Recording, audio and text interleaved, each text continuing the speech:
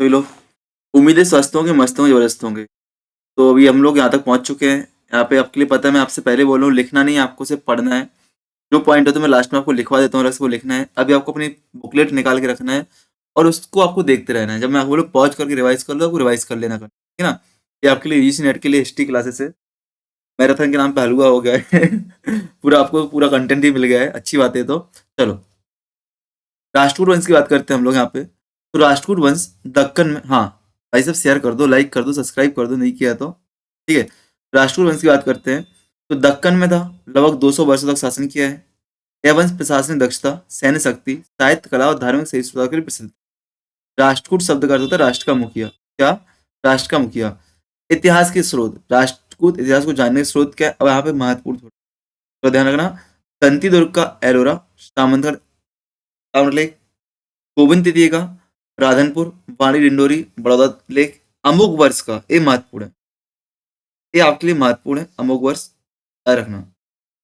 सज्जन lake, Govind चतुर्थ का Cambay और सांगली लेक, कृष्ण तृतीय का देवली और करहड़ लेक। ध्यान रखना, करहड़ और देवली लेकों में राष्ट्रकूट को राष्ट्रकूट तुंग वंश कहा गया है। राष्ट्रकूट तुंग वंश का वंशज कहा गया है। कृष्ण तृतीय का जो आपका करहड़ और देवली लेक है, इसमें क्या है, राष्ट्रकूट को राष्ट्रकूट तुंग वंश का वंशज कहा गया है। संजन लेक में अमुक वर्ष को यदुवंशी बताया गया है। संजन लेक में अमुक वर्ष को यदुवंशी बताया गया है। यह पहली बार ऐसा मिलता है। और राधनपुर लेक में गोविंद तृतीय की तुलना यदुकुल से उत्पन्न श्री कृष्ण से की गई। क्या?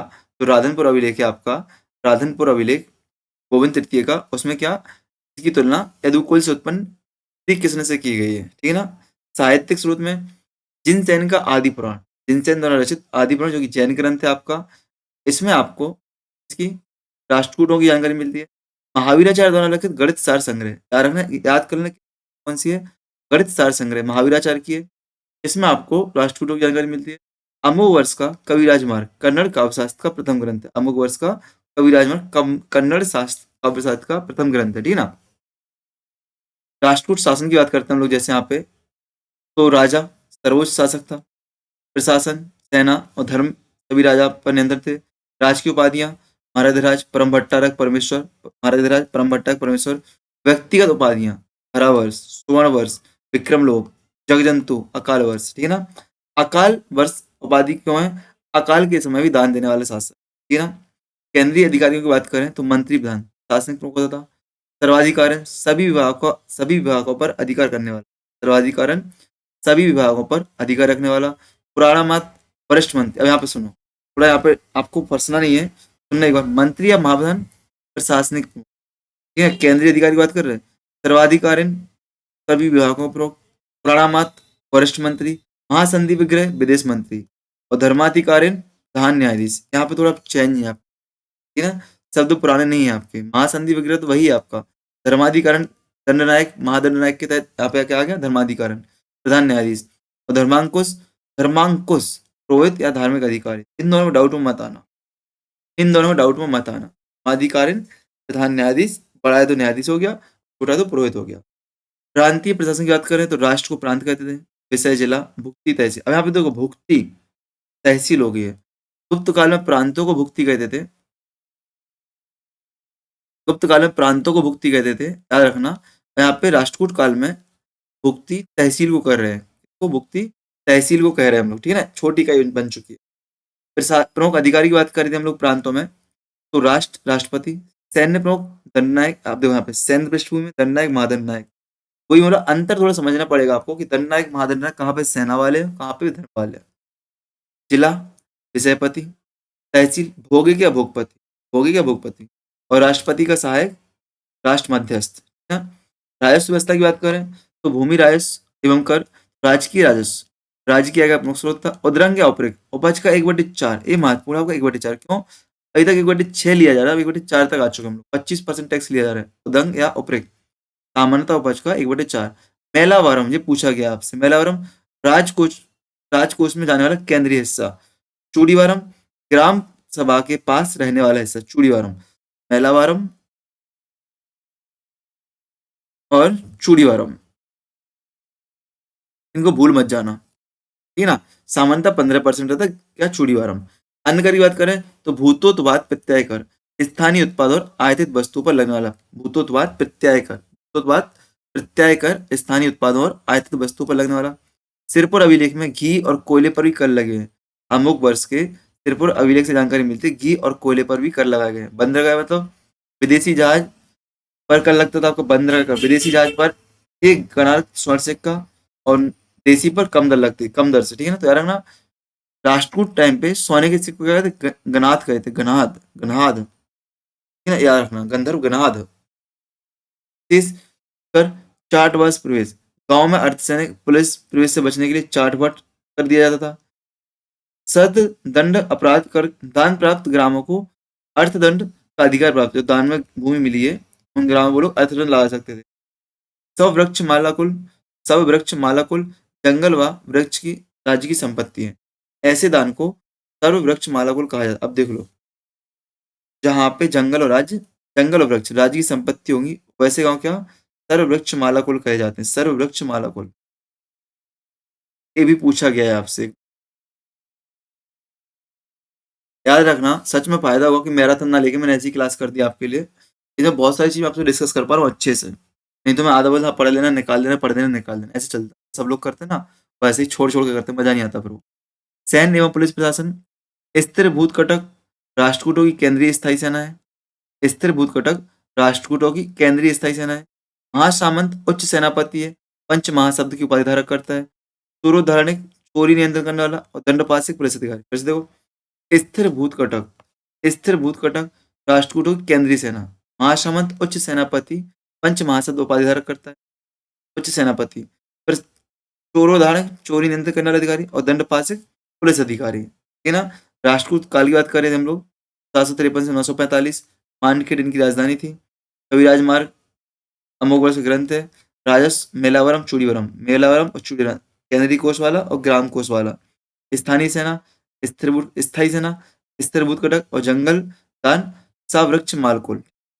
राष्ट्रकूट वन में धर्म धर्म और साहित्य की बात करते हैं। थोड़ा मैं स्पीड में रहता हूँ तो क्लास को आपको स्पीड में नहीं देखना है, ठीक है ना। राष्ट्रकूट वंश धर्म और साहित्य की बात करते हैं हम लोग। तो प्रमुख धार्मिक झुकाव, राष्ट्रकूट मुक्त वैष्णव, मुक्त वैष्णव धर्म अनुयायी थे।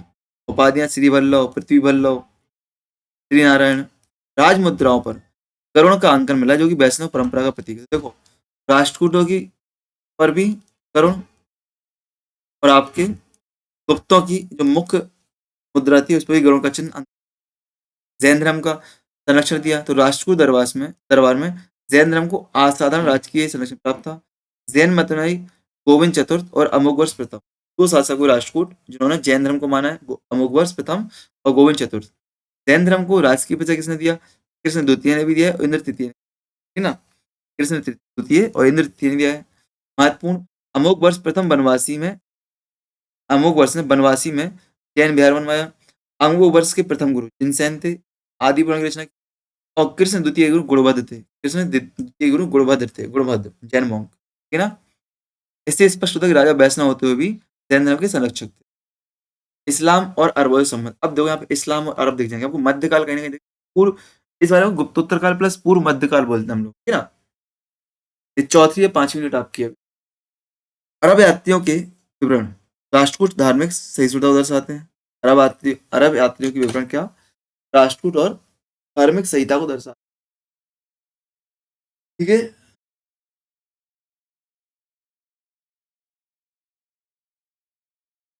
तो आगे बढ़ते हैं हम लोग। यहाँ पे इस्लाम और अरबों के संबंध देखते हैं, राष्ट्रकूटों से कैसे क्या संबंध। तो अरब यात्रियों के कथन, इब्न इस्तकी और इब्न हुकैल के अनुसार बल्लभ राय के नगरों में मुसलमान रहते थे। वहाँ जामा मस्जिद थी और मुसलमान स्वतंत्र रूप से नमाज अदा करते। एक आपसे पूछा गया है कि ये सेंटेंस किसने कहा है और किसके बारे में कहा है। बल्लभ मतलब बल्लभ राव, राष्ट्रकूटों के बारे में कहा है इब्न इस्तकी और इब्न हुकैल ने, ठीक है ना। राष्ट्रकूट और अरबों को ताजिक, राष्ट्रकूट क्या अरबों क्या कहते, ताजिक कहते, ताजिक। ताजिक शब्द है राष्ट्रकूट ने किसको कहा, अरबों के लिए कहा है।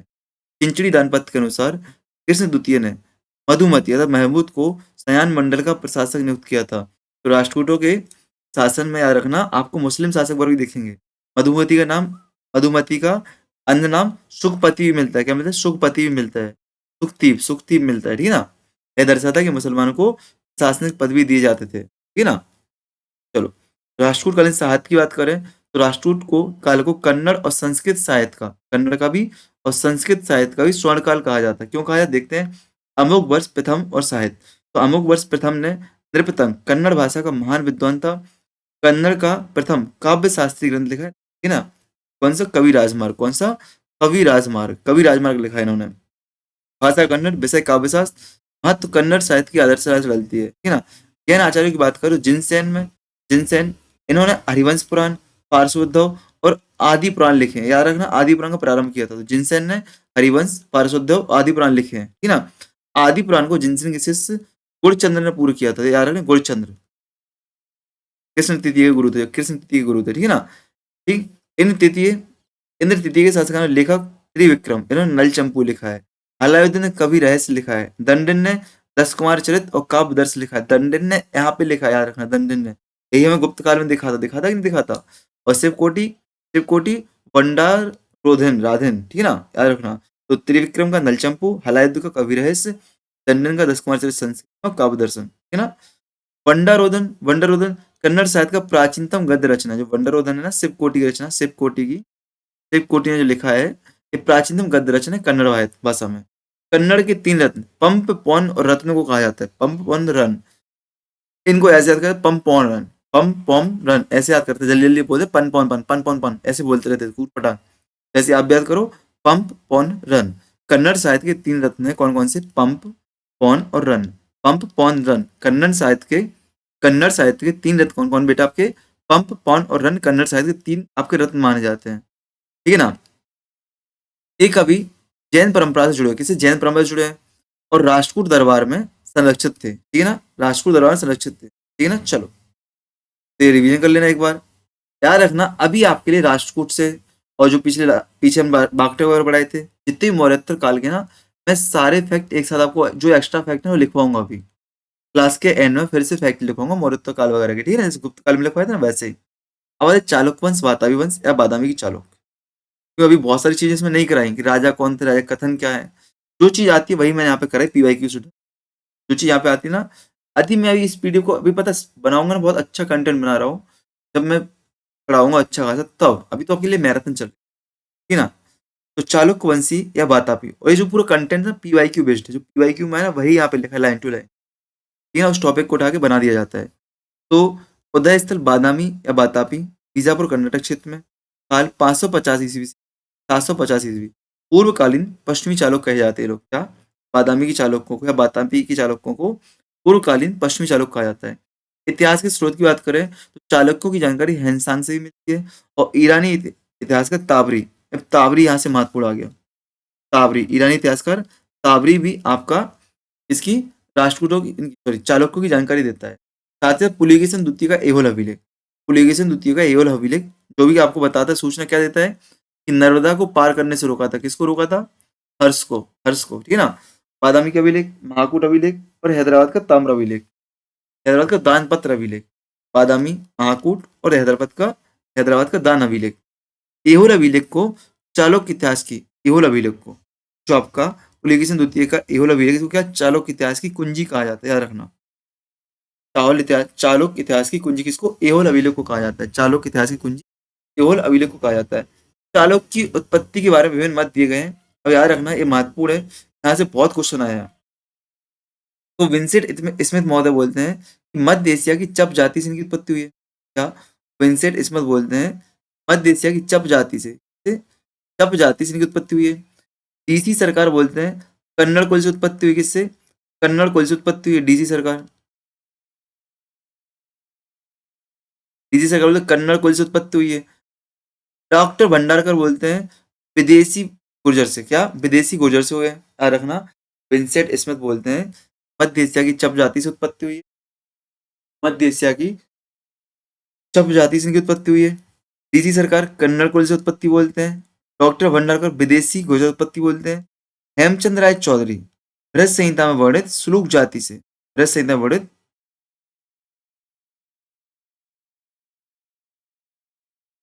सुलूक जाति, ये पूछा गया आपसे। हेमचंद्र राय चौधरी बताते हैं कि चालुक्य की उत्पत्ति सुलूक से हुई है। इसको चुलूक भी पढ़ते हैं, चुलूक, है ना।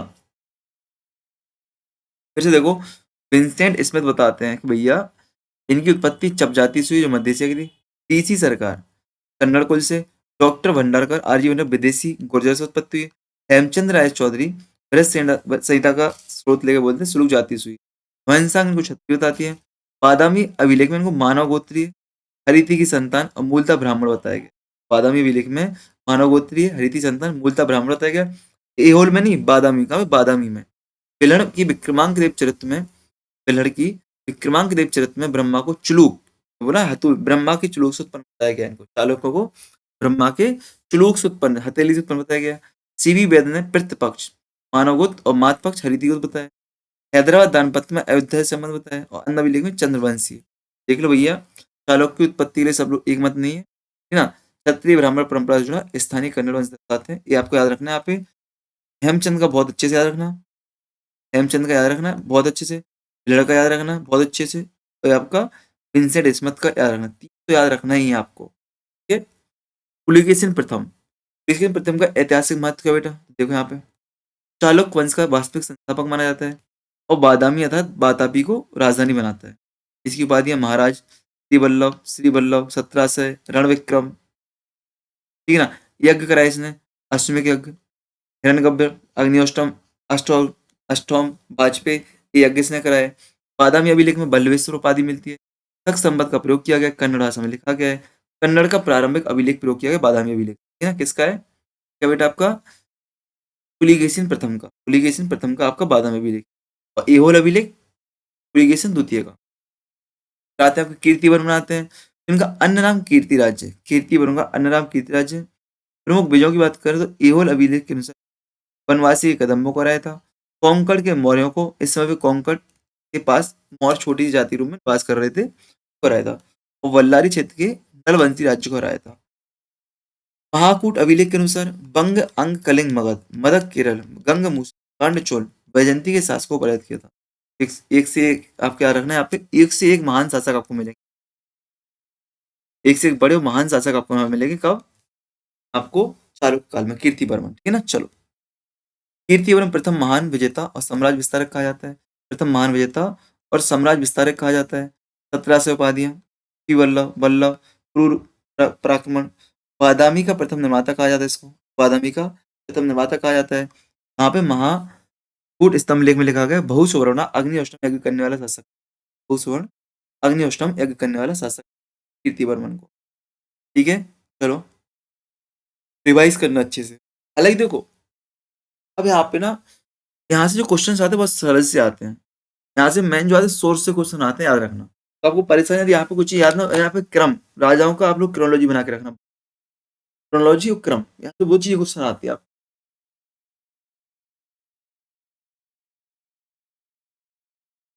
पुलिकेशिन द्वितीय की तो सामान्य परिचय, बादामी का चालुक्य वंश है। चालुक्य वंश का सर्वाधिक शक्तिशाली और महान शासक था। सर्वाधिक शासक हर्षवर्धन को पराजित करने वाला एकमात्र दक्षिण भारतीय शासक है पुलिकेशिन द्वितीय, महत्वपूर्ण अपने आप में। इसका अर्थ है मदान सिंह के बालों जैसा। पुलिकेशिन का अर्थ क्या है?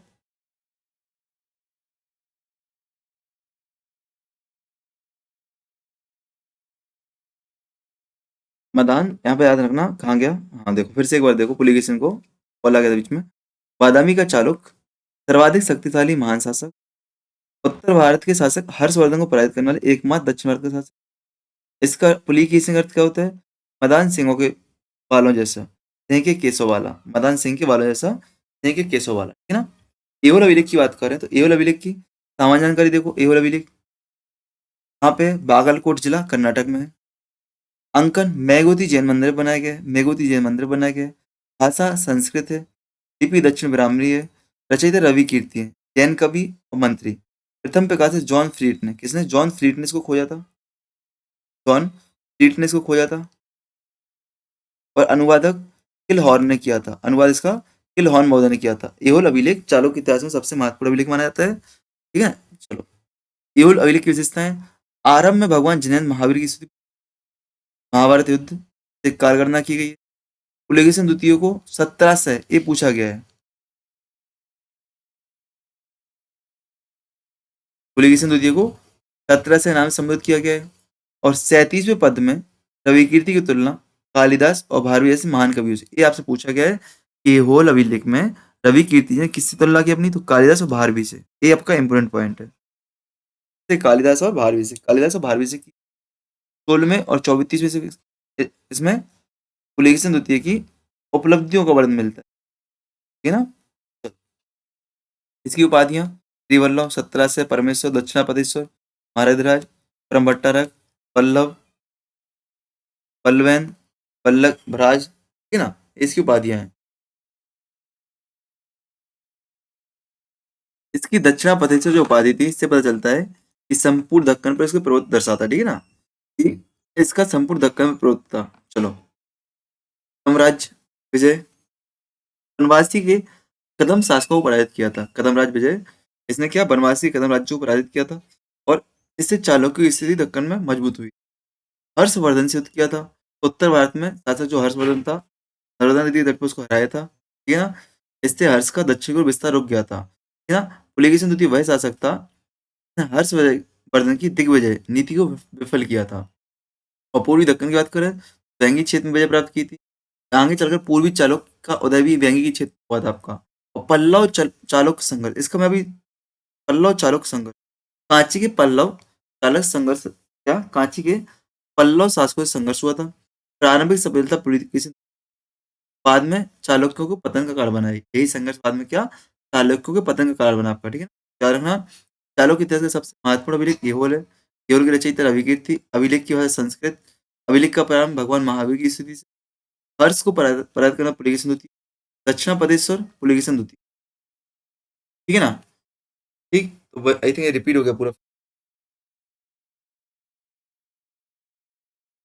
ये महाभारत काल की गणना याद रखना, ठीक है। पूरा रिपीट होगा, पूरा डबल हो गया है। अब आ जाओ चालुक्य, चालुक्य प्रशासन एवं संस्कृति। चालुक्य प्रशासन एवं संस्कृति, तो पंप कवि के अधीनस्थ शासक, सामंत व्यवस्था और राजनीति। पंप के अधीनस्थ, पंप कवि के अधीनस्थ शासक, समधिगत पंच महाशब्द, ठीक है ना। समधिगत पंच महाशब्द देखा था, मंत्री होते हैं 5 लोगों के ऊपर पड़ा था, अपन नबी राजकुटुंब में आते शब्द आया था। चालुक्य का राज चिन्ह मयूर ध्वज था, ये याद रखना। चालुक्य का राज चिन्ह क्या था? चालुक्य का राज चिन्ह क्या था? मयूर ध्वज। चालुक्य का राज चिन्ह मयूर ध्वज था, इसको याद रखना। राजमुद्रा वराह, राजमुद्रा रॉयल एम्बल्ड, राजमुद्रा क्या थी आपकी? वराह थी। ये दोनों पॉइंट बेटा आपको याद रखने हैं। वराह मतलब विष्णु का अवतार, वैष्णव धर्म का प्रतीक, यहाँ समझ में हमें आता है, ठीक है। बात करें हम लोग आगे केंद्रीय प्रशासन की। सम्राट, शासन का सर्वोच्च प्रधान सम्राट होता था। विक्रमादित्य षष्ठ के प्रशासन में रानियों की सक्रिय भूमिका थी। विक्रमादित्य षष्ठ के प्रशासन में क्या? रानियों की, तो महिलाओं की भूमिका रहती होगी। शासन में सम्मिलित प्रमुख रानी है लक्ष्मी देवी। ये नाम पूछे गए हैं आपसे, ये नाम पूछे गए, ध्यान रखना। ये नाम पूछे गए हैं कि चालुक्य वंश में कौन कौन सी महिलाएं आपके शासन में थी। लक्ष्मी देवी, दंबल, मलयमती देवी, शामल देवी, जकल्ला देवी का पूछा गया, जकल्ला देवी, और मैमल महादेवी। लक्ष्मी देवी, दंबल, मलय देवी, संबल देवी, जकल्ला देवी और मैलल देवी। बात करें केंद्रीय, तो राजगुरु होते थे पुरोहित। महासंधि विग्रह वही विदेश अधिकारी। विषयपति जिला का, ग्रामपुर ग्राम का। महात्तराधिकारीन वरिष्ठ प्रशासनिक अधिकारी। महात्तराधिकारीन वरिष्ठ प्रशासनिक अधिकारी आपको होते थे। राज प्रशासन से जुड़े अधिकारी, ये आपसे याद रखना। कंचुकी, राजमहल का अधिकारी। कंचुकी, कंचुकी आपका राजमहल का अधिकारी। हाव सवरगढ़े, चौके पाकशाला आदि का अधिकारी, जो आपकी किचन होती है, हाव सवरगढ़े, भान सवरगढ़े, भान किचन का अधिकारी। राजज्ञा प्रणाली, राजा के मौखिक आदेश, श्री मुख्य आदेश। और लेखक करने वाले अधिकारी, कर्णम और कड़ी वरगढ़े, कड़ित वरगढ़े, याद रखना, कड़ित वरगढ़े, वरगढ़े, ठीक है ना। लेखक, लेखन करने वाले अधिकारी कौन? करत, करण, करण, कणित वरगढ़े, ठीक है ना। क्षेत्रीय उच्चाधिकारी बात करें अगर, तो उत्तरी उच्चाधिकारी, उत्तरी भाग पर लाट संधि विग्रह और दक्षिणी भाग पर कनाथ संधि विग्रह। सामंत की बात करें, प्रमुख सामंतों के नाम यहाँ पे आते हैं आलोक, हिंद, सेंद्रक, बाण, गंग, तिरुचौन। ये आपकी महत्वपूर्ण है नहीं है, ठीक है ना। नगर प्रशासन की बात करें, तो नगर को नगर पत्तनपुर कहते थे। पट्टन समुद्री बंदरगाह, पट्टन स्वामी बंदरगाह प्रमुख, नगर सेठी नगर संस्था का प्रधान कहलाता था। ऐहोल की नगर सभा में, ऐहोल की नगर सभा की जानकारी मिलती है, उसका नाम क्या था? आया बोल एनुवन, जो कि 500 सदस्य वाली व्यापारिक नगर सभा थी, ठीक है ना? दक्षिण भारत का प्रसिद्ध सिस्टम था गिल्ड सिस्टम, ठीक है ना? व्यापारियों का। ठीक, प्रांत की बात कर रही थी तो प्रशासन राष्ट्र, विषय, नाड़ु, कप्पन, धान, ये आपकी छोटी से बड़ी की तरफ दी गई।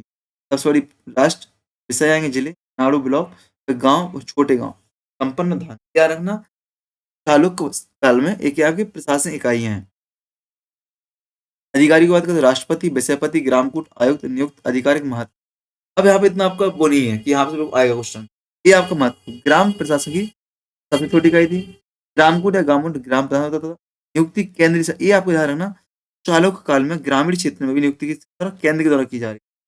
महाजन ग्राम प्रशासन में सहायक होते थे। महाजन होते थे, आपके जो महाजन होते थे ग्राम प्रशासक में सहायक होते थे। सैन्य प्रशासन की बात करें तो प्रमुख सेनाधिकारी, सेनाधिपति, महादंडनायक, प्रचंड दंडनायक, कुर्ती सागने, तुर्ग साहिनी, सेनाधिपति, महादंडनायक, प्रचंड दंडनायक और कुरु तुर्ग साहिनी, है ना? और प्रसिद्ध सेनापति की बात करें हम लोग तो नागदेव और बलदेव वेव, इनको याद करना। सोमेश्वर प्रथम और सोमेश्वर द्वितीय के सेनापति थे, नागदेव और बलवेद। इन शब्द पूछे गए हैं कि नागदेव बलदेव किनके सेनापति थे, किनके थे बेटा? आपका सोमेश्वर प्रथम और सोमेश्वर द्वितीय चालुक्य वंशी सेनापति थे।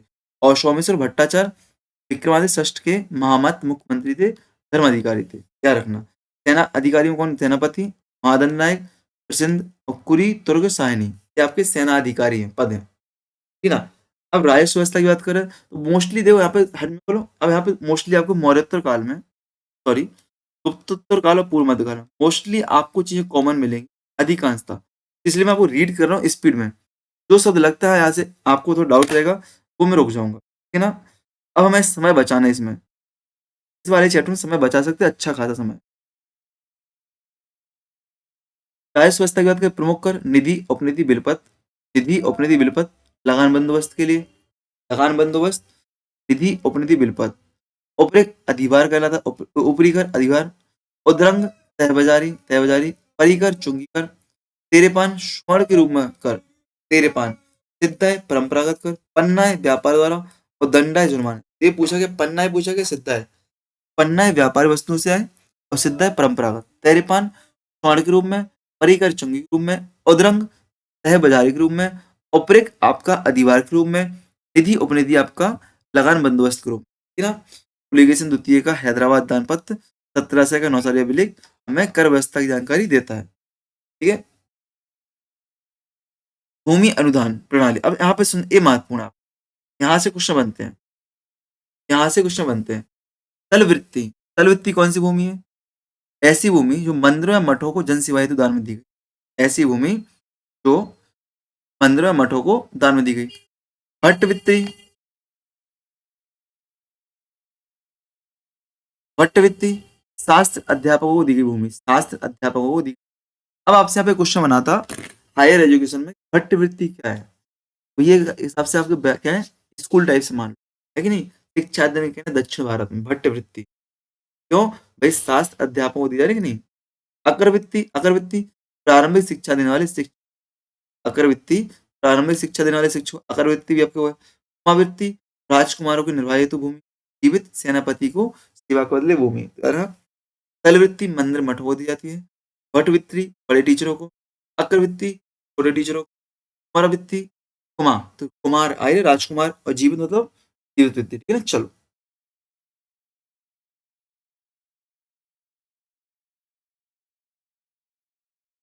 चालुक्य कालीन साहित्य, चालुक्य काल में कन्नड़, संस्कृत और जैन साहित्य का उत्कर्ष हुआ। इस काल में राजकीय प्रसिद्ध कानूनी ग्रंथ और काव्य व्याकरण और राजनीति संबंधी रचनाएं हुई। अब यहाँ पे सुनना, सबसे पहले आपके इतिहास या राज प्रशस्ति का बिल्हड़, बिल्हड़ का विक्रमांक देवचरित महत्वपूर्ण है। विक्रमादित्य षष्ठ का जीवन युद्ध प्रशासन की जानकारी मिलती है। विक्रमांक देवचरित से विक्रम के षष्ठ जीवन, विक्रम षष्ठ 6 के जीवन, युद्ध और प्रशासन की जानकारी मिलती है। राज्य प्रशस्ति महाकाव्य क्या आपका? राज्य प्रशस्ति महाकाव्य बिंदु चालुक्य इतिहास का प्रमुख साहित्य स्रोत माना जाता है। धर्मशास्त्र की बात करें, धर्मशास्त्र एवं विधि साहित्य की बात करें, विज्ञानेश्वर, विज्ञानेश्वर की मिताक्षरा याज्ञवल्क्य स्मृति बटिका है। हिंदू उत्तराधिकार कानून माना जाता है। आज भी मिताक्षरा स्कूल ऑफ लॉ प्रचलित है। मिताक्षरा स्कूल ऑफ लॉ प्रचलित है, ठीक है ना। याद रखना, विज्ञानेश्वर की हस्ताक्षरा याज्ञवल्क्य स्मृति पर टीका है, ठीक है ना। लड़की विक्रमांक देव। राजनीति की बात करें तो सोमेश्वर तृतीय ने राजनीतिक संस्कृत ग्रंथ लिखा है। याद रखना, मनोल्लास, विक्रमांक उभय काव्य, विक्रमांक उदय काव्य, अभ्युदय काव्य, ठीक है ना। याद रखना, मनोल्लास का अन्य नाम क्या है? अभिलाषात चिंतामणि। इसकी सोमेश्वर तृतीय की है, सोमेश्वर तृतीय की। याद है, सोमेश्वर तृतीय, मनोल्लास, विक्रमांक, अभ्युदय काव्य। मनोल्लास का अन्य नाम क्या है? अभिलाष चिंतामणि। याद रखो, फिर से बोलेगा, पढ़ो, जहां बैठो वहीं चिल्लाओ। सोमेश्वर तिथि की मनोल्लास और विक्रांत अभ्युदय काव्य, प्रशासन, राजदरबार, भोजन, खेल, संगीत इत्यादि जानकारी मिलती है। मध्यकालीन भारत जीवन का विश्वकोश कहा जाता है इसको, ठीक है ना। चलो, सोमेश्वर की मनोल्लास को क्या कहा जाता है? मध्यकालीन जीवन कोश, मध्यकालीन भारत का व्याकरण और भाषा शास्त्र पर। तो गंगराज दुविर्तन ने गंगराज द्विवेतन गंगराज द्विवेतन ने ग्रंथ लिखा है शब्दावतार।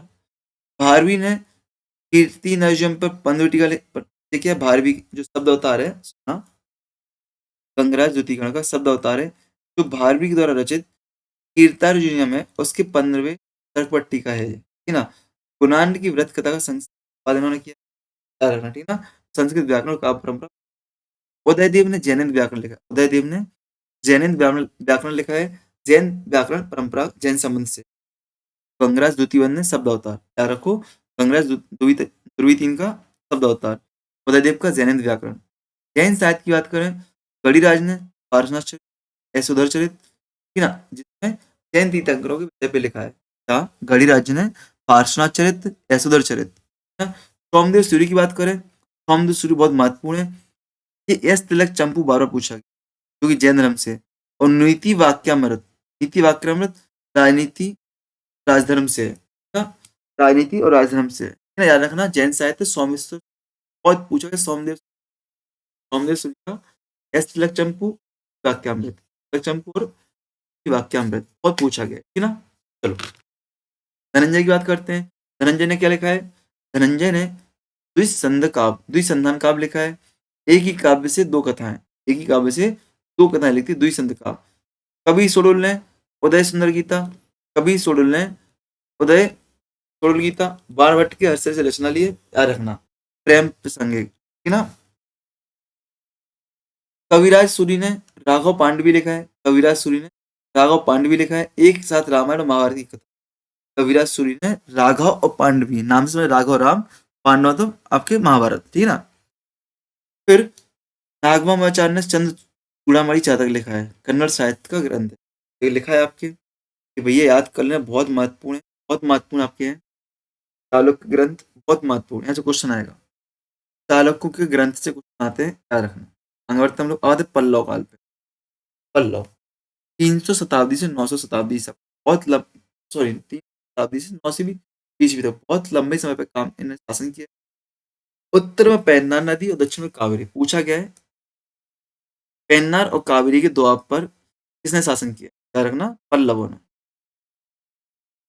है ना। कांची इनकी राजधानी थी,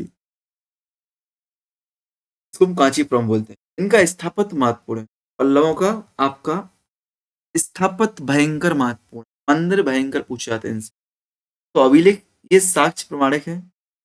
पल्लव इतिहास का सर्वाधिक विश्वसनीय आपका अभिलेख है।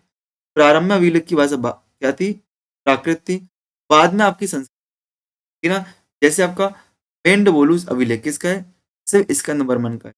किर किर किर हड़गल्ली अभिलेख इससे किसका है? सिर्फ स्कंद वर्मन का है। केंदुलूर अभिलेख कुमार विष्णु तृतीय का है। और उदय इनम दानपत दन्नी वर्मन का है। याद रखना, कांची के प्रकाशित प्रथम पल्लव अभिलेख कौन सा है? मेंडुवोल अभिलेख, याद रखना, मेंडुवोल। कांची का प्रकाशित प्रथम अभिलेख किसका? कौन है? मेंडुवोल अभिलेख है, जो कि सिर्फ स्कंद वर्मन का है, सिर्फ स्कंद वर्मन का है ना। साहित्यिक साक्ष्य की बात करें,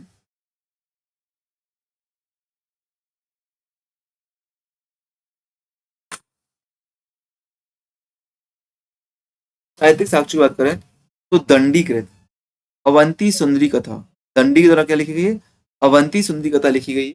वो यहाँ पे महत्वपूर्ण साहित्य साक्ष्य, इसमें क्या, देव विष्णु के समय के राजनीतिक व सांस्कृतिक स्थिति पता चलता है। और मामल्लपुरम था वहां स्थित अनंत साई विष्णु की प्रतिमा का उल्लेख मिलता है। मामल्लपुरम में अनंत साई विष्णु की, देखिए आपको भी याद रखना, सही आप पे लेटे हो विष्णु मामल्लपुरम में, ठीक है ना। चीनी यात्री भी जानकारी देता है, नरसिंह वर्मन प्रथम, चीनी यात्री हुनसांग भी नरसिंह वर्मन प्रथम की जानकारी देता है। पल्लवों की उत्पत्ति, अब पल्लवों की उत्पत्ति के बारे में बहुत सारे क्या मत है। पल्लवों की उत्पत्ति के बारे में विभिन्न मत है, जैसे विदेशी उत्पत्ति का सिद्धांत, पार्थियन मूल की, ठीक है ना। पार्थियन पहला उससे समर्थक कौन है, किल राइस, वी के वेंकैया, वी वेंकैया, रखना। पल्लव की उत्पत्ति बोलते हैं विदेशी से, विदेशों से हुई, पार्थियन मूल से हुई है। समर्थक कौन है बेटा, वी एल राइस और ई वेंकैया। तमिल जाति से उत्पन्न कौन मानता है, श्रीलंका की प्राचीन तमिल जाति से उत्पन्न मानता है, चोल और नांग का मिश्रण है। कौन, आपके पल्लव, चोल और नांग का। इसके समर्थक RC Mudaliar, Vincent Smith, Ramaswamy Iyengar, ये आपका महत्वपूर्ण है, ये पूछा जा सकता है, ठीक है ना। तो फिर सुनना,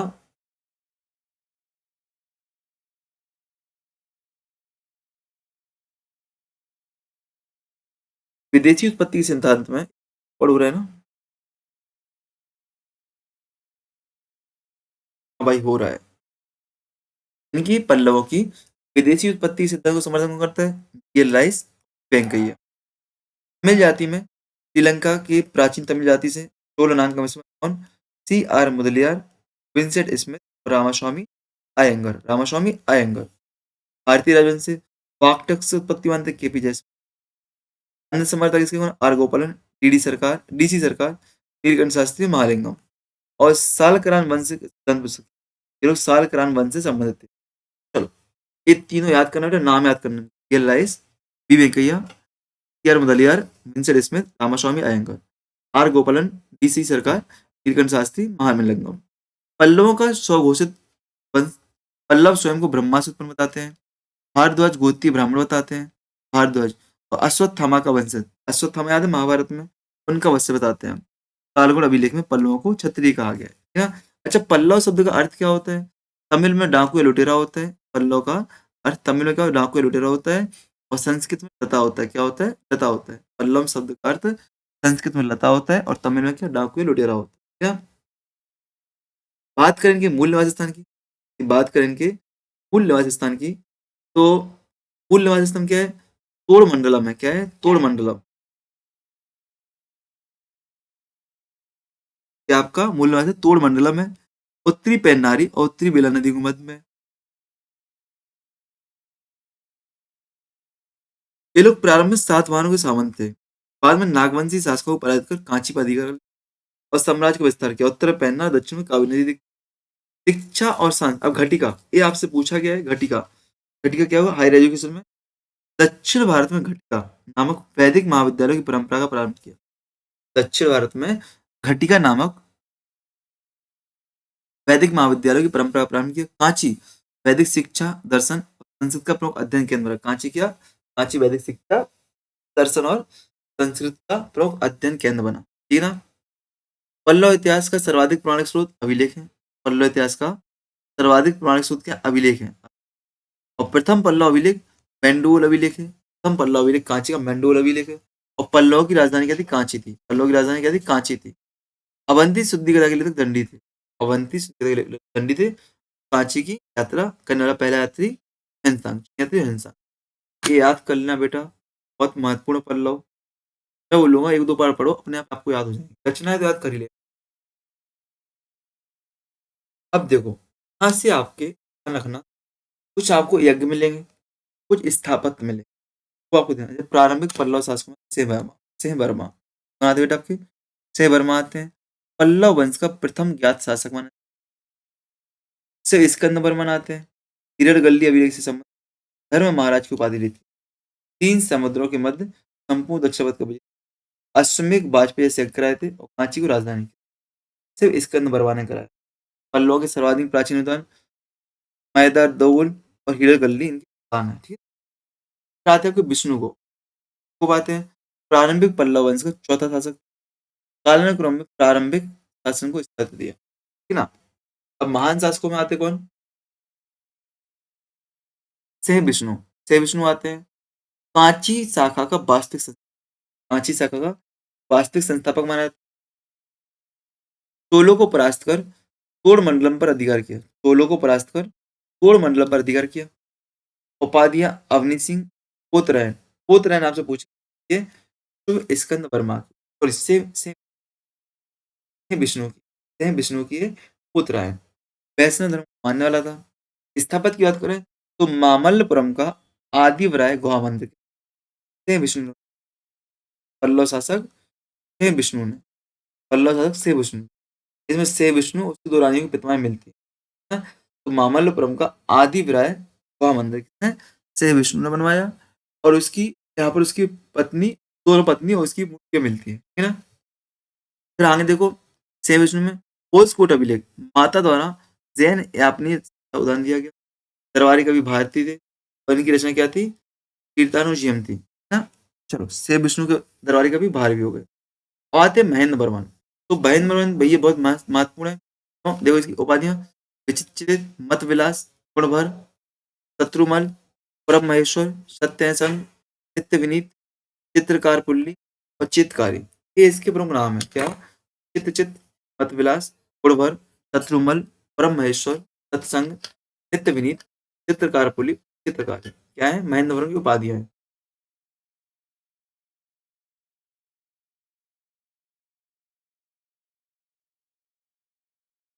बात करें तो पल्लव के समय पे ही आपका पल्लव चालुक्य संघर्ष शुरू हुआ था, जिसमें पुलिकेशिन द्वितीय की पहले पराजय हुई थी। तब पुलिकेशिन द्वितीय पहले जीत जीत गया था, फिर यहीं से उनका पतन होने लग गया था चालुक्य वंश का। याद है, पढ़ा था अपन भी। स्थापत, अब सुनो, महेंद्र बर्मन प्रथम में स्थापत, त्रिवेण शैलीकृत मंदिरों का प्रारंभ हुआ। मंडंगपट्ट ब्रह्म शिव के आयतन बनाए गए, मतलब मंदिर बनाए गए।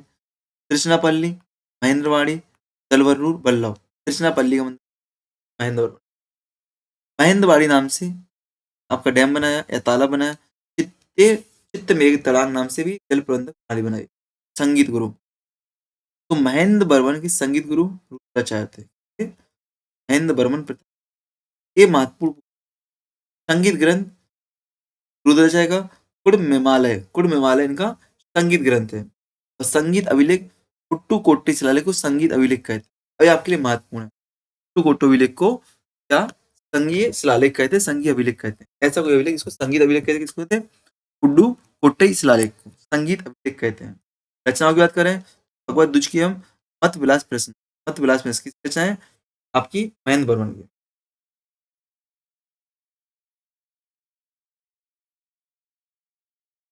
धार्मिक परिवर्तन, प्रारंभ में जैन था, बाद में अपार संत नैयार के प्रभाव में आकर शैव बन गया। कृष्णापल्ली लेख में शिवलिंग उपासक से मिला। अब आते नरसिंह बर्मन। नरसिंह बर्मन की उपाधि महामल्ल थी। नरसिंह बर्मन प्रथम की उपाधि या उपनाम ही महा, सर्वाधिक शक्तिशाली शासक था। पुलिकेशिन द्वितीय तो नरेंद्र क्या हुआ आपका, महेंद्र बर्मन हार गए। महेंद्र बर्मन पुलिकेशिन द्वितीय हार गए थे, तो इनके बेटे नरेंद्र बर्मन ने क्या, नरसिंह बर्मन ने क्या किया, बदला लिया। युद्ध, परियाल का युद्ध, कुरमाल का युद्ध और मणि मंगलम का युद्ध। यार पुलिकेशिन द्वितीय कौन कौन से, परियाल का युद्ध, कुरमाल का युद्ध और मणि मंगलम का युद्ध, ठीक है ना। परियाल, कुरमाल और मणि मंगलम, ठीक है ना। और कूरम अभिलेख विजय वर्णन, कूरम अभिलेख जो यहाँ पे आपका विजय का वर्णन करता है। वातापी में विजय स्तंभ बनाया। वातापी का विजय स्तंभ नरसिंह बर्मन प्रथम, नरसिंह बर्मन प्रथम ने। उपाधि क्या है, और उपाधि धारण की वातापी को जीतने वाला, वातापी विजय कौन, ठीक है ना। तो फिर से नरसिंह बर्मन ने अपनी राजधानी, जो पुरानी राजधानी उसको, ठीक है ना। लंका अभियान, कसाकुड़ी दानपत्र में क्या रहना, कसाकुड़ी दानपत्र में नरसिंह वर्मा की तुलना लंका विजेता श्री राम से की गई। ये आपके लिए महत्वपूर्ण है। क्या, कसाकुड़ी दानपत्र में क्या, नरसिंह वर्मा की तुलना लंका विजेता श्री राम से की गई। विदेशी ह्वेनसांग, कांची को रत्नों का आकार का है। ह्वेनसांग क्या, रत्नों का आकार का है, और नरसिंह वर्मा को महाराज का है। ह्वेनसांग ने क्या, कांची को रत्नों का आकार का है या घर का है, रत्नों का घर कहा जाता है, ठीक है ना। स्थापत मामल्लपुरम, नरसिंह वर्मनपुरम में मामल्लपुरम शैली, महाबलीपुरम शैली की शुरुआत की। मामल्य शैली को कहते हैं। नरसिंह वर्मन प्रथम मामल्य शैली के लिए जाना जाता है। तो देखो, कांची को राजधानी किसने बनाया था, श्रीस्कंद वर्मा ने। पल्लव चालुक्य संघर्ष कब से हुआ था, महेंद्र बर्मन के समय पे हुआ था। वातापी विजेता नरेंद्र नरसिंह प्रथम है। महामल्लपुरम का संस्थापक नरसिंह वर्मन प्रथम है। और द्रविड़ शैली की स्थापत्य की शुरुआत महेंद्र वर्मन से हुई थी। अब बोलो, मैं हंस क्यों रहा हूँ? हुआ क्या था? जस्ट मैं क्लास रिकॉर्ड कर रहा था।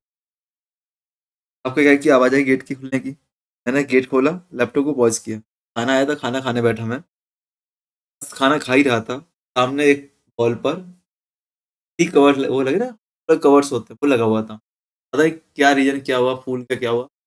अचानक से गिरा, लैपटॉप पे पूरे कपड़े गिरे, बुक्स पूरी नीचे फैली, है कि नहीं? जो हमारे गन्नू भगवान थे वो सेपरेट बचे हुए हैं, वो उनको एक खरोच नहीं आई है, और मैं मस्त अंदर बैठा हूँ, खाना खा रहा हूँ, गिर गया गिर जाने दो। मतलब रिलैक्स, लाइफ में रिलैक्स रहना चाहिए, एंजॉय करना चाहिए, है कि नहीं? लाइफ में आप कितने खुश हो इस बात से पता चलता है कि आपको कोई फर्क नहीं पड़ता है। और सच में कोई फर्क नहीं पड़ता है। अभी जाऊंगा, बस नहा धो के क्लास लेने पहुंच जाऊंगा जाके, और ऐसा कांड सामने से हुआ, बताओ, समझ रहे हो ना? कोई इफेक्ट नहीं है, जीरो इफेक्ट। चलो, पल्लव वंश। तो पल्लव वंश के उत्तरकालीन शासक कौन थे? परमेश्वर परवन। अब यहाँ पे याद रखना आपको, आप यहाँ पे कुछ याद करो नहीं, पल्लवों की क्रोनोलॉजी याद कर लेना, पल्लवों की शासक की क्रोनोलॉजी याद कर लेना, पूछा जाएगा आपसे उत्तर पल्लव में। हाँ, तो परमेश्वर प्रथम के टाइम पे पल्लव चालुक्य संघर्ष फिर से शुरू होता है। इसकी उपाधियां परमेश्वर वर्मन की विद्याविनीत, लोकादित्य, उग्रदंड, एकमल्ल, श्रीनंदी, ये इसकी उपाधियां थी, ठीक है ना? मामल्लपुरम का गणेश मंदिर बनवाया था। अब यहाँ से याद करना क्या बनवाया था स्थापत्य में? परमेश्वर वर्मन ने मामल्लपुरम का गणेश वर्मन। अब नरसिंह वर्मन द्वितीय, जिसको हम राज सिंह कहते हैं, और राज सिंह शैली की शुरुआत करते हैं भाई साहब, ठीक है? पल्लव चालुक्य संघर्ष फिर से रोक गया यहाँ पे। वायलुर स्तंभ लेख में सर्वप्रथम संपूर्ण वंशावली का उल्लेख मिलता है। वायलुर अभिलेख किसका है? नरसिंह वर्मन द्वितीय का। यहाँ पे वंशावली मिलती है पल्लवों की। कासाकुड़ी अभिलेख में परमेश्वर शिव का पूरा अवतार माना गया है इसको, इसको नरसिंह वर्मन द्वितीय को। और क्षत्रिय कुल चक्र चूड़ामणि माना गया है, ठीक है ना? याद रखना, पल्लव वर्मन, इसको नरसिंह वर्मन द्वितीय को, नरसिंह वर्मन द्वितीय। धार्मिक और सांस्कृतिक युद्धों की बात करें तो नागपट्टनम बंदरगाह पर चीनी बौद्ध यात्रियों हेतु बौद्ध विहार बनवाया था। अतिर चंडेश्वर मंदिर, ये पूछा गया आपसे, अतिर चंडेश्वर मंदिर काल काल कहा गया है, तुलना ब्रह्मा भरत विष्णु नारद स्कंद। अति चंद्रेश्वर मंदिर नरसिंह वर्मन द्वितीय बनवाया था। उपाधियां विद्याधर, तोंड, तंबरू, वीणा वादन, शंकर भट्ट, ईश्वर भक्त, राज सिंह, आगम प्रिय, संगम राम, चित्तकार मुख, काव्य प्रबोध, राज राज, अभव केसरी, इसकी उपाधियां हो गई हैं। स्थापत्य की बात करें, अब ये महत्वपूर्ण, नरसिंह वर्मन द्वितीय का स्थापक। कांची का कैलाशनाथ मंदिर, और महाबलीपुरम के सूर्य मंदिर, महाबलीपुरम के सूर्य मंदिर तटीय मंदिर कहे जाते हैं, ठीक है ना?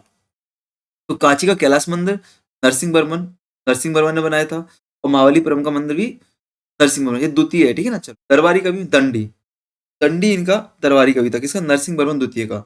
इसकी रचना काव्यदर्श, दस कुमार चरित, अवंती सुंदरी कथा, अवंती सुंदरी कथा, काव्यदर्श, दस कुमार चरित, अवंती सुंदरी कथा है। परमेश्वर वर्मन द्वितीय की बात करते हैं, परमेश्वर वर्मन द्वितीय की बात करते हैं, तो पल्लव चालुक्य संघर्ष होना शुरू होता है यहाँ पे, और मुख्य पल्लव शाखा का अंतिम शासक कहलाता है परमेश्वर द्वितीय, ठीक है ना? बृहस्पति और मनु के सिद्धांतों का अनुयायी था, कली को दंडित करने वाला शासक, ठीक है ना? फिर नंदी वर्मन द्वितीय, पल्लवरम, पल्लवल्लम, पल्लव मल्ल, पल्लव चालुक संघर्ष। अब इसमें राष्ट्रकूट भी पल्लव चालुक संघर्ष, पल्लव राष्ट्रकूट, ठीक है ना? यहाँ पे राष्ट्रकूट शासक दंती दुर्ग था, राष्ट्रकूट शासक संस्थापक दंती दुर्ग था। पुत्री रेखा का भय नंदी वर्मन से हुआ था। राष्ट्रकूट शासक की पुत्री, राष्ट्रकूट शासक दुर्ग की जो पुत्री है आपकी, उनका विवाह, पुत्री जो रेखा है उनका विवाह नंदी वर्मन द्वितीय से हुआ था। धार्मिक नीति, तमिल प्रदेश में वैष्णव धर्म का व्यापक प्रचार किया। अब स्थापत्य देखो, ये महत्वपूर्ण आपका, ये आपका महत्वपूर्ण है। नंदी वर्मन द्वितीय ने कांची का वैकुंठ पेरुमल मंदिर, मुक्तेश्वर मंदिर, पतंगेश्वर मंदिर, और तिरुमंगई अलवार हेतु पर परमेचुर विंड नगरम मंदिर बनाया था। फिर से बोल रहा हूँ मैं, कुछ याद करो नहीं, पल्लव स्थापत्य याद करना आपको, पल्लव स्थापत्य महत्वपूर्ण आपके लिए, याद रखना, ठीक है ना? द्रविड़ शैली का स्थापत्य महेंद्र वर्मन से शुरू हुआ था, ठीक है ना? फिर आपका परमेश्वर वर्मन है, जिसने गणेश मंदिर बनवाया मामल्लपुरम का। फिर नरसिंह वर्मन द्वितीय आया भाई साहब, इसने क्या किया? इसने आपका कांची का कैलाश मंदिर और महाबलीपुरम का शैर मंदिर चाहे आपके को। परमेश्वर द्वितीय आएंगे तो इनने कुछ ऐसा काम नहीं किया विशेष। बट नंदी वर्मन द्वितीय आपका आता है। जब नंदी वर्मन द्वितीय आता है तो इसने क्या? कांची के बैकुंठ पेरुमल मंदिर, मुक्तेश्वर मंदिर, मतंगेश्वर मंदिर का निर्माण करा। अब आते हैं दंती दुर्ग। तमिल अभिलेख में पल्लव कुलभूषण कहा गया है दंती दुर्ग को, पल्लव कुलभूषण। और भारद्वाज गोत्री ये पूछा गया है किसके लिए, भारद्वाज गोत्री दंती वर्मन को, पल्लव शासक दंती वर्मन को। वेल्लूर पालयम अभिलेख में विष्णु का अवतार, का अवतार दंती वर्मन का कहाँ पे, वेल्लूर पालयम अभिलेख में विष्णु का अवतार। ठीक है, स्थापत्य की बात करें, त्रिपली कैन मद्रास में पार्थ शास्त्री मंदिर का, सारथी मंदिर का निर्माण कराया, ठीक है, मद्रास में। नंदी वर्मन तृतीय आए थे। कावेरी शीत उपनादि, अब कुछ भी आपको याद नहीं रहेगा, अभी एग्जाम में आपको कुछ भी याद नहीं रहेगा, मैं चाहूँ छोड़ दूंगा, बट मैं इसलिए कर रहा हूँ कंटिन्यू आपके लिए कि बाद में भी कई लोग क्लास को देखेंगे। हालांकि बाद में और अच्छे से कराऊंगा मैं, पर कहानियां यहाँ पाती मजेदार आती हैं कहानियां। नंदी वर्मन तिथि की बात करते हैं। कावेरी चित्त पुनाधिकार, नदीम कल्लम कावेरी सिंचित प्रदेश का स्वामी, नदी कल्लम कम, नदी नंदन कल्लमकम कहा गया नंदीवर्मन तृतीय को, नंदीवर्मन तृतीय को नदी कल्लमकन कावेरी सिंचित जिसका स्वामी कहा गया। वैवाहिक संबंध, राष्ट्रकूट अमोघवर्ष की कन्या शंख से विवाह किया, राष्ट्रकूट इसने नंदीवर्मन तृतीय। धर्मकला शैव मतनवी था, पालीकोंडा में शिव मंदिर बनवाया, क्या पालीकोंडा में शिव मंदिर बनवाया। साहित्य की बात करें तो दरबार में कवि पेरुन देवनार रहते थे, पेरुन पेरुन देवनार कवि रहते थे साहित्य में, कि ना इन्होंने रचना की। अब याद करना, यहाँ पे याद करना कि नंदी कलमम ऐतिहासिक काव्य की रचना की, और भरत बेनवा तमिल महाभारत की रचना की। ये याद रखना, किसने, पेरुंद देवनार ने। साउथ का है, थोड़ा शब्द कठिन है, आपको याद करने पड़ेंगे, ठीक है ना। चलो ये पूरा रिवाइज कर लो आप एक बार आप लोग। आते पल्लवकालीन प्रशासनिक व्यवस्था पर। तो प्रशासनिक इकाई को राष्ट्र या मंडल, क्या प्रशासनिक इकाई को राष्ट्र या मंडल कहते हैं। प्रधान अधिकारी रतीक या राष्ट्रिक होता है। विषय जिला, जिला विषय या कभी कभी राष्ट्रीय भी कहा जाता था। कोष्टम स्थानीय प्रशासनिक इकाई, ये आपके लिए महत्वपूर्ण कोष्टम। और कोष्टम का प्रधान देशाधिकृत और देशातिप कहा जाता है। पल्लव काल में कोष्टम आपकी स्थानीय इकाई थी, इसका प्रधान देशाधिकृत और देशातिप कहा जाता है। का कार्य क्या था, स्थानीय सुरक्षा और प्रशासनिक निगरानी करना। ग्राम आपके प्रशासन की सबसे छोटी इकाई ग्राम होती थी। ग्राम भोजक ग्राम का मुखिया, ग्राम भोजक ग्राम का मुखिया होता था। और स्थानीय सुशासन की बात करें तो पल्लव काल में विकसित ग्राम सुशासन की प्रणाली विकसित हुई। सभा ब्राह्मणों की, ये सभा ब्राह्मणों की ग्रामों की सभा थी। और नाड़ू गैर ब्राह्मण ग्रामों की क्षेत्रीय सभा, ध्यान रखना। सभा क्या थी आपकी, सभा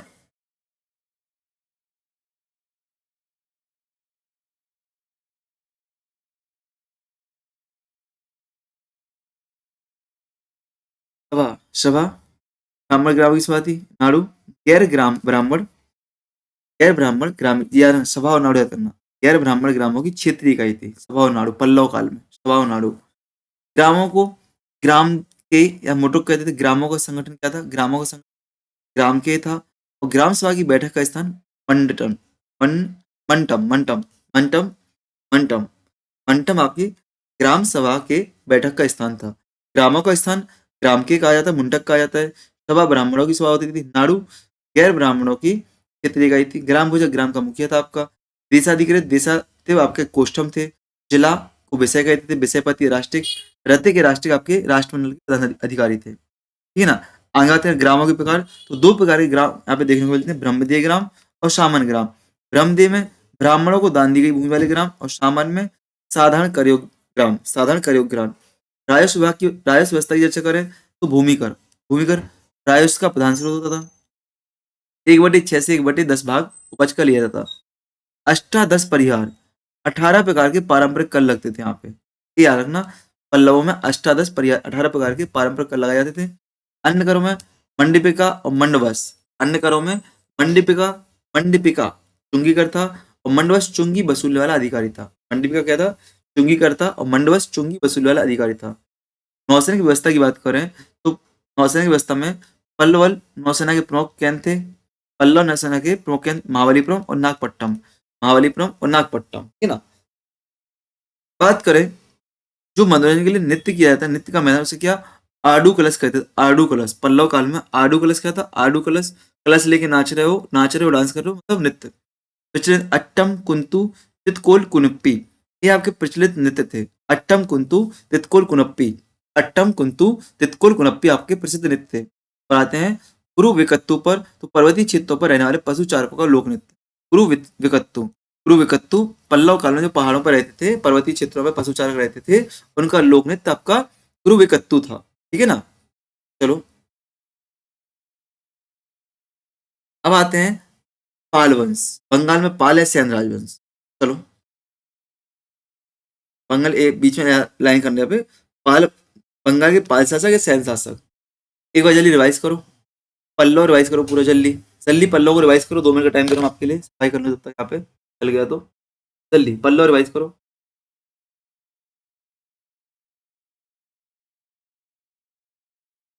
याद रखना पूरा कंटेंट पीवाईक्यू के हिसाब से बनाया गया है, ऐसा कंटेंट नहीं, पूरा कंटेंट अकॉर्डिंग टू पीवाईक्यू है। ये आपको ध्यान रखना, ईमानदारी से पढ़ना है।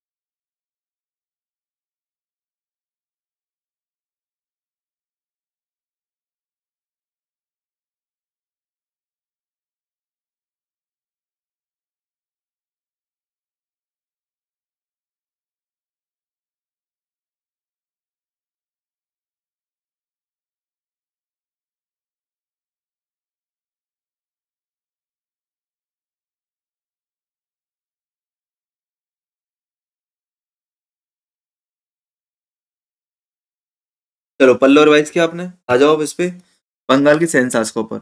अब यहाँ पे भी आपको पता है, थोड़ा बहुत याद करना प्रोक्त स्रोत वगैरह और स्थापत्य याद करना, बस ठीक है ना। प्रोक्त स्रोत याद करना और उत्पत्ति संबंधी मत आपको यहाँ पे मिल जाएंगे, यहाँ से मत कम आते हैं इसमें से, ठीक है ना। उपरोक्त शासक देखते हैं क्या क्या है इसमें। पाल वंश की बात करते हैं तो खलीमपुर लेख धर्मपाल का ऐतिहासिक स्रोत में, खलीमपुर लेख है पाल वंश के साहित्यिक स्रोत, मतलब जानने के लिए ऐतिहासिक स्रोत क्या है। कलीमपुर लेक जो कि धर्मपाल का है, मुंगेर लेक देवपाल का है, भागलपुर ताम्रलेख, बादल स्तंभ लेक नारायणपाल का है, बादल स्तंभ लेक नारायणपाल का है, पानगढ़ अभिलेख, नालंदा अभिलेख, मुजफ्फरपुर लेख महिपाल का है, संध्याकर नंदीकृत रामचरित, रामचरित से भी सैन्य शासकों की जानकारी मिलती है, और अनकोरा ताम्र अभिलेख। पाल वंश की उत्पत्ति के समय विभिन्न मत है, आपके याद रखना। सूर्यवंशी मत, सूर्यवंशी मत कमौली अभिलेख में विक्रमाल को, कमौली अभिलेख में विक्रमाल को सूर्यवंशी कहा गया है। रघुवंशी हरिभद्र के, हरिभद्र के द्वारा लिखी अष्ट सहस्ता प्रज्ञ पारमिता, हरिभद्र द्वारा लिखी गई अष्ट सहस्ता प्रज्ञ पारमिता के आधार पर पंडित हरप्रसाद शास्त्री धर्मपाल को क्या राजभट्टा दिवंश पिता, दिवंश पिता कहते हैं, ठीक है ना। एक खड़गवंशीय कहते हैं। क्षत्रिय तिब्बत विद्वान तारकनाथ तथा रामचरित ने पालों को क्षत्रिय माना है, तिब्बती विद्वान तारानाथ और रामचरित ने क्या पालों को क्षत्रिय माना है। दासकुल उत्पत्ति, आश्री मंजुकल में गोपाल को दासकुल का बताया गया है। हीन क्षत्रिय, व्यास पुराण में पालों को सबसे हीन क्षत्रिय बताया गया है, पालों को सबसे हीन क्षत्रिय बताया गया है। भौगोलिक उत्पत्ति, तारानाथ बोलते हैं इनका उत्पन्न संस्थापक क्या कुंडुवर्धन में हुआ था, और वहीं रामचरित बोलता है कि वेरिंत उत्तरी बंगाल के थे, वारेंद्री वारेंद्री उत्तरी बंगाल के थे, ठीक है ना। अब प्रमुख शासक स्थापत्य याद रखना आप लोग, कुछ मठ वगैरह पालों की जो महत्वपूर्ण वो है शिक्षा के क्षेत्र में काम आएंगे, पाल मिलेगा वो शिक्षा वाले क्षेत्र में, हायर एजुकेशन में, ठीक है ना। तो भोपाल की बात करते हैं, पालवन का संस्थापक था। मुंगेर लेख में से समुद्र पर्यंत विजय का उल्लेख है, मुंगेर लेख में समुद्र पर्यंत विजय का उल्लेख है इसकी। आमागच्छी अभिलेख जग्रपाल द्वितीय का है। कामरूप विजय अभिलेख का उल्लेख है। तारानाथ के अनुसार, अब सुनना, तारानाथ के अनुसार गोपाल ने ओदानपुरी और नालंदा में एक बिहार की स्थापना की थी, नालंदा के पास में ही ओदानपुरी बिहार, ठीक है, नालंदा में एक बिहार की स्थापना की थी ओदानपुरी बिहार की, गोपाल ने, ठीक है। धर्मपाल की बात करें धर्मपाल की बात करें तो पाल पृथ्वी राष्ट्रकूट, ये आपके महत्वपूर्ण है।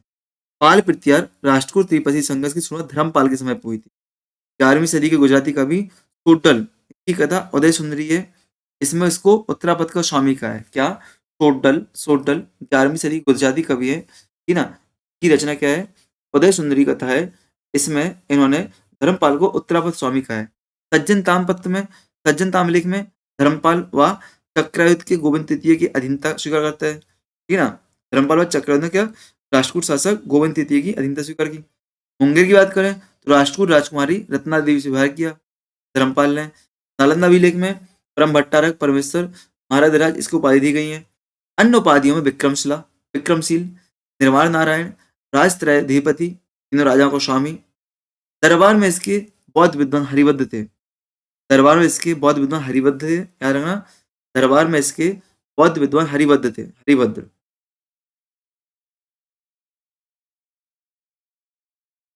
हाँ, दरबार में क्या? बौद्ध विद्वान हरिभद्र थे। हरिभद्र की रचना याद रखना आप लोग। अष्ट सहस्त्र जात का प्रज्ञा पारमिता, धर्मपाल के दरबार, किसके दरबार में? धर्मपाल के दरबार में थे। अष्ट सहस्त्र प्रज्ञा पारमिता, ठीक ना।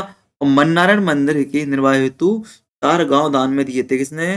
धर्मपाल ने, मननारायण मंदिर के निर्वाह हेतु। देवपाल की बात करते हैं तो देवपाल की उपाधियों की बात करें, परम भट्टारक, परमेश्वर, महादेव, परम सौगात। बीजों में नारायण पाल का बादल अभिलेख, भागलपुर लिख। फिर तारानाथ के अनुसार बौद्ध धर्म का पुनरुत्थान। देवपाल क्या था? देवपाल धर्मपाल, देवपाल क्या था? देवपाल बौद्ध धर्म का पुनरुद्धारक माना जाता है, पुनरुद्धारक माना जाता है, ठीक ना। राजधानी क्या थी इसकी? मुंगेर। राजधानी क्या बनाई इसने? अपनी मुंगेर को राजधानी बनाई, ठीक ना। आगे देखते हैं महिपाल। महिपाल आता है, पाल वंश का दूसरा संस्थापक माना जाता है। धार्मिक सांस्कृतिक पुनरुद्धार यहाँ पे होता है, ठीक है? बनारस, सारनाथ, बौद्ध गया, नालंदा के हिंदू मंदिरों और बौद्ध विहार को जीर्णोद्धार कराया भाई साहब ने, किसने? महिपाल ने। महिपुर बेगड़ा, बोगड़ा नामक स्थान पर, महिपुर की बोगड़ा नामक स्थान, महर पाल दीदी तालब, महर पाल दीदी तालब दिजनापुर। ये पूछा गया आपसे, महर पाल दीदी तालब की अपना महिपाल ने की दिजनापुर में, ठीक है। और बौद्ध भिक्षु दीपांकर, श्री ज्ञान, अतिशा, ठीक है, जिनको अतिशा तीनों हैं। बौद्ध भिक्षु दीपांकर, श्री ज्ञान, अतिशा के नेतृत्व में बौद्ध प्रचार मंडल तिब्बत, ये 3 लोग हैं। कई बार इसको कई लोग एक बताते हैं, हम दीपांकर अलग है, श्री ज्ञान अलग है, अतिशा अलग है, ठीक है ना। दीपांकर, श्री ज्ञान, अतिशा, इनके नेतृत्व में महिपाल ने बौद्ध प्रचार मंडल तिब्बत भेजा था, ठीक है ना। विग्रहपाल की बात करें, विग्रहपाल की कलचुरी शासक कर्ण से मैत्री संबंध, कलचुरी शासक कर्ण से मैत्री संबंध, अपनी पुत्र एवं सी विवाह विग्रहपाल तृतीय से किया था, किसने? कलचुरी शासक ने। अब आते पाल वंश में अन्य महत्वपूर्ण तत्व, तो पाल नरेश बौद्ध मतानुयायी थे। अभिलेख में इनको परम सौगात कहा जाता है। धर्मपाल ने, अब सुनना, विक्रमशिला, सोमपुरी, ओदानपुरी मठों का निर्माण करा है। धर्मपाल ने विक्रमशिला, सोमपुरी, ओदानपुरी विहार स्थापित किए। वही नालंदा गोपाल ने, देवपाल ने, देवपाल ने नालंदा बिहार में वीरसेन को अध्यापन पद हेतु नियुक्त किया था। देवपाल ने क्या? वीरसेन, ठीक ना। महिपाल द्वारा सारनाथ, नालंदा, बोध गया मंदिरों में निर्माण कराया गया, ठीक ना। फिर पाल शासकों का संरक्षण प्राप्त बौद्ध दीपंकर, अभंकर, ज्ञानदाव, रत्नवज्र, रजित, रोचन, ये पाल शासक जिन्होंने बौद्ध, ये बौद्ध व्यक्ति है जिन्होंने पाल शासक को संरक्षण दिया। पाल काल में तांत्रिक बौद्ध धर्म का क्या हुआ था? विकास हुआ था, विकास हुआ था। आगे देखते हैं हम लोग विजय सेन का, विजय सेन की और बात है कि विजय सेन के देवपाड़ा अभिलेख और लक्ष्मण सेन के मधानार अभिलेख के अनुसार सैन चंद्रवंशी थे। कैसे? सैन चंद्रवंशी थे। अब आगे पाल हो गए, आपको पाल हो गए। अब आते सैनों पर, पाल हो गए आपके। पालों में आ रहे हैं धार्मिक स्थल और बौद्ध स्थल महत्वपूर्ण है। अब आते हैं सैन वंश पर, सैन वंश पर। तो महिपाल प्रथम, जो कि पाल वंश का दूसरा संस्थापक, सॉरी, सैन वंश पर। तो उत्पत्ति और सामान्य तत्व की बात की जाए तो विजय सिंह का देवपाड़ा अभिलेख और लक्ष्मण सेन के माधानगर अभिलेख में सैन चंद्रवंशीय थे। आदि पुरुष वीरसेन थे। मूल निवास कटार क्षेत्र में या पश्चिमी आंध्र प्रदेश और उत्तरी कर्नाटक में। संस्थापक को कहा गया कर्नाथ क्षत्रिय कोइश्रोमणि, ग्रीवमाल और दक्षिणाधिपति, ठीक ना। विजय सेन, लक्ष्मण सेन, विजय सेन, विजय सेन, विजय सेन सैन वंश का प्रथम महत्वपूर्ण शासक। अभिलेख देवपाड़ा, बैरकपुर, पैगोड। देवपाला अभिलेख रचयिता कौन है? उमापतिधर। देवपाड़ा अभिलेख रचयिता कौन है बेटा? उमापतिधर, उमापतिधर।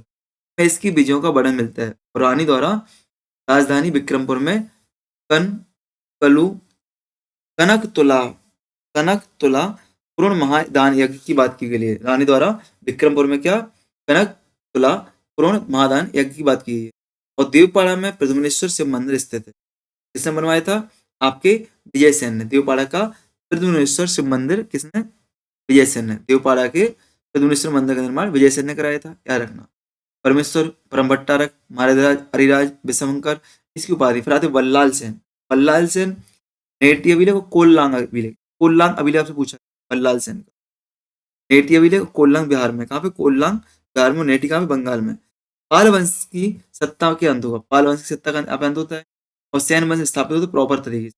और 1162 में गोविंद पाल को परास्त कर बिहार और संपूर्ण बंगाल अधिकार किया। उपाधि गौड़ेश्वर। तो बल्लाल सेन ने, बल्लाल भाई ने, बाहुबली देखी बाहुबली, बल्लाल, वहीं बल्लाल सेन ने क्या गौड़ेश्वर की उपाधि धारण की। क्या की? गौड़ेश्वर की उपाधि धारण की, ठीक है ना। और चालुक्य शासक जगदम्बा द्वितीय की पुत्री रामदेवी से विवाह किया।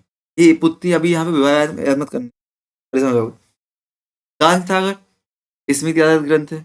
अद्भुत सागर और अब यहाँ पे याद रखना बल्लाल सेन अपने आप में एक लिखने वाला व्यक्ति था, ठीक है ना। तो यहाँ पे याद रखना दान सागर ग्रंथ लिखा है जो कि स्मृति आधारित ग्रंथ है, ठीक है ना।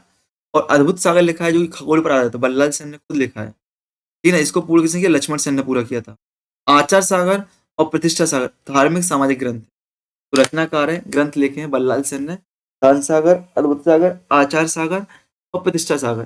दान सागर, अद्भुत सागर, दान सागर, अद्भुत सागर, आचार सागर, प्रतिष्ठा सागर क्या बल्लाल सेन के द्वारा लिखे गए ग्रंथ है। सॉरी,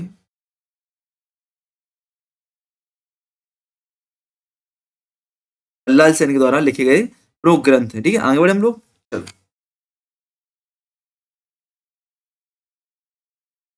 लक्ष्मण सेन आते हैं। सर्वाधिक शक्तिशाली शासक था। 8 अभिलेख मिले हैं। नई राजधानी लखनौती, लक्ष्मणवती इसका नाम है, लखनौती। लक्ष्मणवती का नया नाम क्या है? लखनौती। बख्तियार खिलजी द्वारा इसको नाम नदिया दिया गया, ठीक है ना। राजधानी नदिया पर आक्रमण किया गया। और मिन्हाजुद्दीन राज ने इसे हिंद का खलीफा कहा है। लक्ष्मण सेन को हिंद खलीफा, याद रखना। लक्ष्मण सेन को हिंद का खलीफा किसने कहा है बेटा? मिन्हाजुद्दीन सिराज ने। तबकात इश नासरी अलग बुक का नाम है। मिन्हाजुद्दीन सिराज में खिलजी से संबंधित कोई बुक है। मिन्हाज उज राज ने लक्ष्मण सेन को हिंद का खलीफा कहा। क्या कहा है? हिंद का खलीफा, का खलीफा कहा है, ठीक है। लक्ष्मण सेन के प्रमुख अधिकारी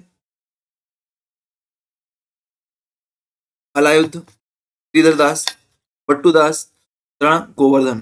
क्या? हलायुद्ध, श्रीधर दास, पट्टू दास, शरण गोविंद, ठीक है ना, याद रखना।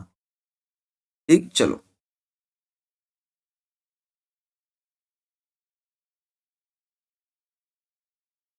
आ जाओ गुर्जर प्रतिहार वंश। गुर्जर प्रतिहार। तो गुर्जर जाति का प्राचीन उल्लेख, गुर्जर जाति का प्राचीन उल्लेख कहाँ मिलता है? सर्वप्रथम पुलिकेशिन द्वितीय के एहोल अभिलेख में गुर्जर जाति का उल्लेख मिलता है। सर्वप्रथम कहाँ पर? पुलिकेशिन द्वितीय के एहोल अभिलेख में गुर्जर जाति का उल्लेख मिलता है। हर्षचरित में भी गुर्जरों का उल्लेख है। उत्पत्ति की बात की जाए तो विदेशी खजर जाति से, कैंपबेल, जैक्सन, भंडारकर, त्रिपाठी बोलते हैं कि विदेशी जो खजर जाति है उससे उत्पन्न हुए। स्मिथ, व्हीलर और हर्ने बोलते हैं कि हुणों की संतान है। किसकी? हुणों की संतान है। तो ये लोग कौन? गुर्जर प्रति और हुणों की संतान है, ठीक है ना। विदेशी बोलते हैं सब कुछ, बोलते हैं सकुशाल से। समर्थक इसके कौन है? कनिंगम है। और भारतीय क्षत्रिय या प्रातिहा द्वारपाल समर्थक सी वैद, ओ एस ओझा, दशरथ शर्मा, बी एन पुरी। इसको याद करना, ये वाला गुर्जर प्रति पूछा जाता है आपसे।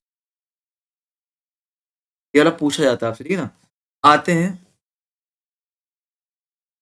मतलब याद तो करा सकता हूँ, बहुत समय लग जाएगा, देखते हैं, कोई दिक्कत नहीं। आते हैं अभिलेख पर। अभिलेख और साहित्य,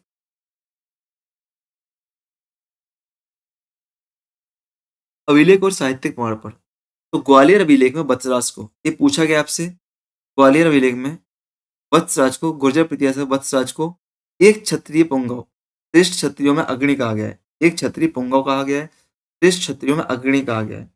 के एम मुंशी के अनुसार गुर्जर शब्द स्थानवाचक है। नीलकुंठ, राधनपुर, तिवली, कराट अभिलेखों में गुर्जर प्रतिहारों को, गुर्जर प्रतिहारों को गुर्जर कहा गया है। अरब यात्रियों ने कन्नौज की प्रतिहार को जुज्जर कहा, याद रखना। अरब यात्रियों ने क्या?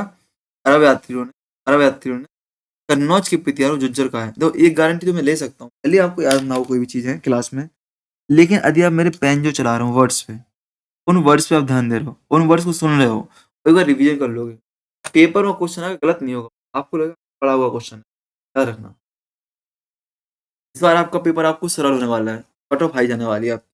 क्यों? क्योंकि आप सबने पढ़ लिया है कि नहीं? याद रखना, अरब यात्री कन्नौज के प्रत्यारों को जुर्जर कहते हैं, जुर्जर, गुर्जर को जुर्जर। अली मसूद अल मसूदी ने गुर्जर प्रत्यारों अल गुर्जर, राजा को बुरा कहा है, बुरादत आदिवराय मेहर भोज, है ना? मेहर भोज के ग्वालियर अभिलेख में वंश को राम के लक्ष्मण भाई ऐसा सौमित्र का वंशज और विशुद्ध क्षत्रिय बताया मेहर भोज ने, ठीक है ना? चलो देखते हैं कहाँ लिखा है। मूल निवास स्थान, चीनी यात्री ह्वेनसांग ने कुलेचुस गुर्जर देश का उल्लेख किया है। राजधानी पिलो मोलो पोलो लोलो लोलो लोलो लोलो लोलो लोलो, प्रजा कहला भीनमाल। स्मिथ स्टेनो श्रीमल भीनमाल मानते हैं। हिल्लल मलका का उल्लेख भिल्माचार के ब्रह्मस्फुट सिद्धांत में किया गया है। का भिल्ल मलका का, एक तो पहले यहाँ पे याद कर लो सेंटेंस, ब्रह्मगुप्त का अन्य नाम क्या है? भिल्ल भिल्लम लाचार भिल्लम आचार, भिल्लमल भिल्लम आचार, भिल्लम आचार किसका बेटा? ब्रह्मगुप्त का। जोधपुर और घटियाला शिलालेख मिलता है। जोधपुर घटियाला शिलालेख में गुर्जर राजपूताना वाक्य बताए जाते हैं, और ऐसी राय प्रारंभिक मांडव मांडवपुरा मंडोर के बताए जाते हैं। कृत्यारों की 26 शाखा थी। सबसे पुरानी मंडोर शाखा जोधपुर में थी। उन्होंने क्या? मंडोर शाखा जोधपुर क्षेत्र में थी।